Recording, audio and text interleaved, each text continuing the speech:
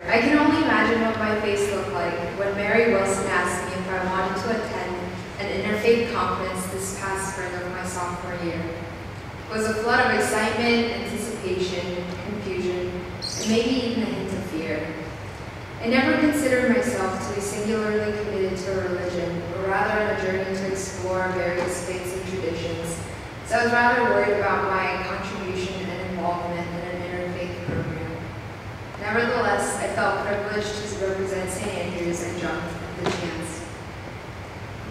Even though it's officially an interfaith program, there's an incredible amount of cultural exchange and understanding provided just by the diversity of students who attend the conference. I was excited to be roommates with girls from Tajikistan, Pakistan, and Germany, but that was only the beginning of the international diversity present in the program.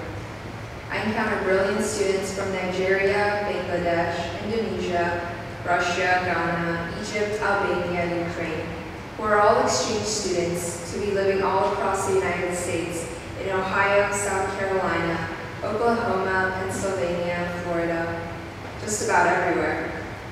There's something culturally rich and incredibly refreshing about hearing a girl from Turkmenistan speak with a southern accent she picked up from her host family. I still treasure precious memories of staying up late to talk about politics, religion, cultural customs, food, movies, and daily life with kids of my age from places I had never encountered.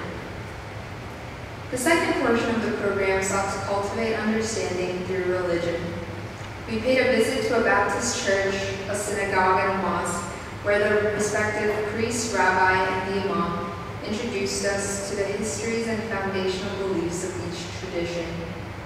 The most powerful part of the religious component was a Q&A panel of the three religious leaders, where we wrestled with interhistoric and international questions facing our world today. We grappled with questions of morality, violence, sexuality, and ultimately to ask how we can use religion as a means to bring both diverse perspectives and unified tolerance to our world. Yes, the discussions were dense, uncomfortable, disturbing. We were just a group of high school students and a local priest, rabbi, and imam, struggling with questions that literally everyone has been trying to answer. But the true value of the discussion was not necessarily in our ability to solve these eternally complex metaphysical questions, but rather in our newly developed vision of the world. I was beginning to see the need for a conversation, an effort to understand these differences. As the power and impact of globalization increases literally by the minutes, the more urgent our need for communication becomes. Our level of interaction with those outside our familiarity, whether they differ by nationality, religion, political affiliation, sexual orientation, economic background, or just personal philosophies, has become so sophisticated and complex that it has become inevitable and rather valuable for such foreign encounters. And when we do run into the unfamiliar, our bridge for connection would be an ability to understand and empathetically comprehend these differences.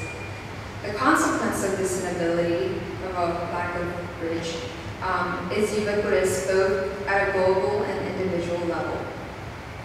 Ultimately, the BUBW conference stands for a better understanding for a better world. The word understanding here denotes a sense of learning that takes place in the challenge of facing differences. It's perfectly okay to disagree with or to not fully embrace every single values out there, but it's crucial for us as individuals to keep an open and curious mind, to be willing to learn and become informed about the values of these differences. I did not suddenly become a religious sage or a cultural cosmopolitan in my 5 days at BUBW, but I do believe I learned to become a student of different beliefs and cultures. This understanding also highlights the importance of the word better in the conference motto. Better is not perfect. We can't wish for a utopia of absolute comfort, unity, and acceptance all the time. We can, however, envision and work towards a society where individuals are willing to observe, question, and learn about the diversity of the world. There ultimately is no single answer or solution to the complex religious and international issues, but we can accept these challenges as a part of a process of development and growth. I'll conclude with a remark from Dr. Khan in chapel this past Wednesday.